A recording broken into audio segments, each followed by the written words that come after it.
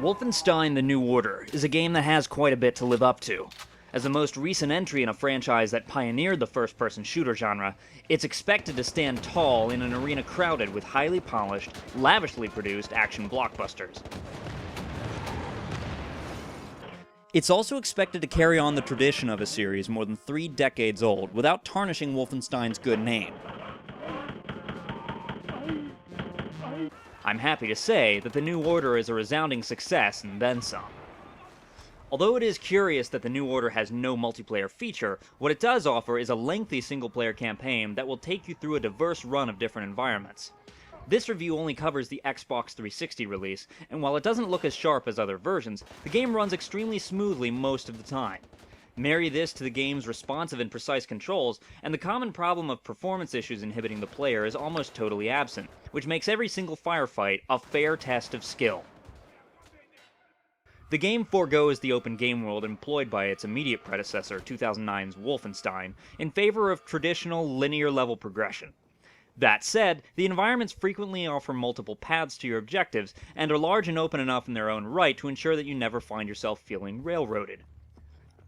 In keeping with most of its forebears, Wolfenstein: The New Order employs a health pack system. While your health does partially regenerate, it will not regenerate all the way to full health if you are severely hurt.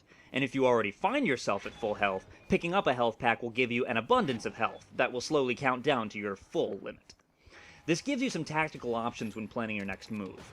If you want to go into a situation carefree and guns blazing, you can backtrack to grab as many packs as you can, stacking your health up as high as possible, allowing you to soak up lots of enemy fire.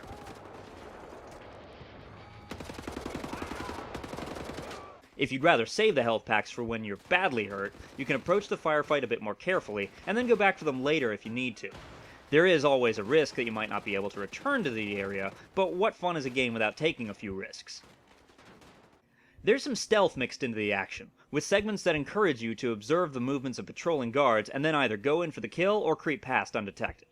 Because of the ubiquity of stealth sequences in the genre, it's difficult to say whether or not these segments are intended to update elements from the original Muse software titles of the early 80s, or to simply change up the pace and keep the experience fresh. Whatever the intent, both of these aims are accomplished. The biggest surprise of Wolfenstein: The New Order is the strength of its story. Set in an alternate version of the year 1960, where Nazis have taken over the world using futuristic technology, the game presents you with some fascinating and freaky what-if scenarios, showing advances in medical and robotic technology, but not without the extreme suffering and oppression through which the Reich would have brought it about. B.J. Blazkowicz, Wolfenstein's iconic Nazi-killing protagonist, has been given a depth and complexity that he's never had before. He's portrayed with a kind-heartedness and vulnerability that are at odds with his violence and sadism, making him a fascinating contradiction. This being the third game in a timeline begun with Return to Castle Wolfenstein and continued in Wolfenstein from 2009, some characters return and past events are referred to, but the game reintroduces the characters with just enough recap to ensure that newcomers aren't left out. For all the positives, the New Order does stumble in a few places. There are too few customizable options, even by the standards of console releases. You can't even individually control the volumes of the sound effects and music. The game's most annoying fault, however, is the completely unnecessary cover mechanic. Independently of the cover system, the game employs a leaning mechanic that can be used anywhere, behind cover or even out in the open.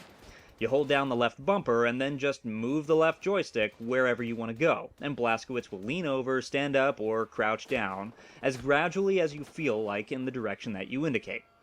So, if you're standing behind cover, you can lean out and take potshots with ease. The cover system, however, uses the same button to pop out from behind cover as to look down the scope of your weapon. This means that very often you'll pop out from behind cover when all you want to do is aim. And it completely escapes me why they would bind these two functions together when the game has a separate leaning feature that can accomplish leaning out from behind cover whenever your sneaky little heart desires. Still, Wolfenstein: The New Order offers up fast action, suspenseful stealth, a smart story, and an emotional core that, despite its few flaws, makes it the best and most satisfying single-player shooter so far this decade, honoring its heritage and showing the rest of the pack how to do it right. Get psyched!